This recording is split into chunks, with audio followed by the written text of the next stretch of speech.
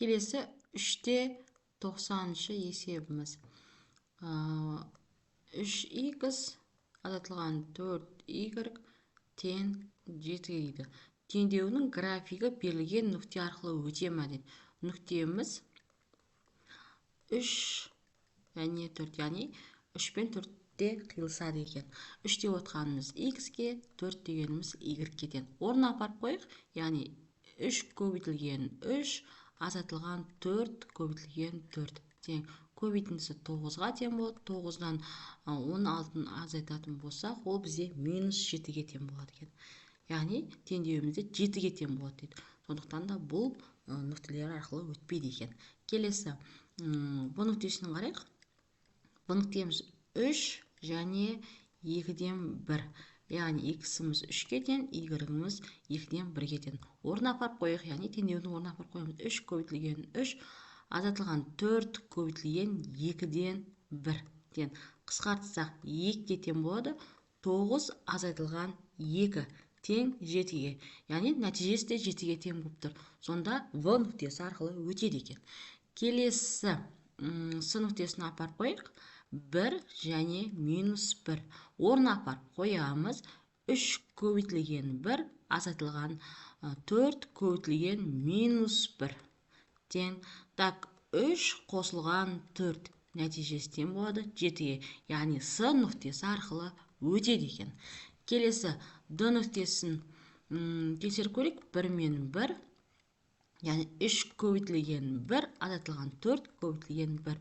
3-тен азайтамыз 4-ті, нәтижесі минус 1-ге тең болады. Яғни 7-ге тең емес.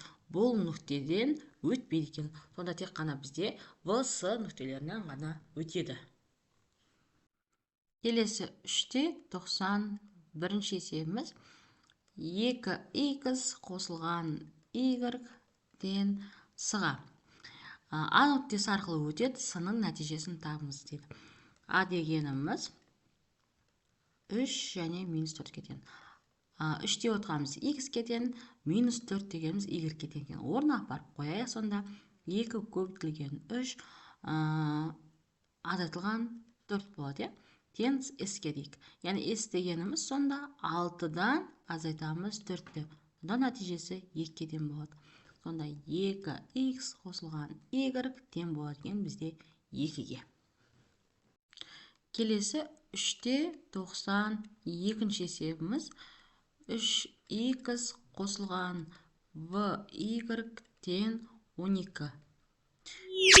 Түзуі s нүктесі арқылы өтеді.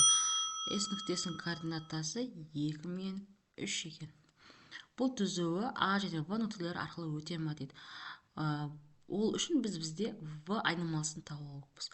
Сонда s дегеніндегі 2-міз x-қа тең, 3-міз y-ке тең. Орнына апарып қояйық. Сонда 3 көбейтілген 2 қосылған v көбейтілген 3 тең 12-ге. Енді 3v тең 12 азайтылған 6. Сонда 3v тең болады. Нәтижесі 6-ға тең болса, v-мыз тең болады бізде 2-ге. Сонда теңдеуіміз сонда былай болады. Біздің 3х қосылған 2y тең 12-ге. Енді осы теңдеуіміз а нүктесі тиісті бола ма? Соны табайық. А нүктесінің координатасы 0 мен 6. Орнына апарып қояйық. Сонда 3 көбейтілген 0 қосылған 2 көбейтілген 6 тең 0 болады. Қосылған 12 тең болады екен 12-ге. Яғни нәтижесі тура шығып тұр. Сонда а нүктесі бұл түзудің бойынан өтеді. Енді в нүктесін тексеріп көрейік.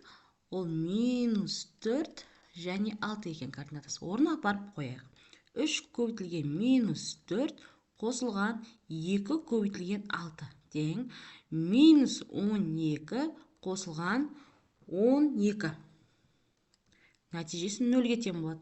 Бізде нәтиже 12-ге тең болу керек еді. Сондықтан да бұл біздің в нүктесі бұл түзудің бойынан өтпейді екен.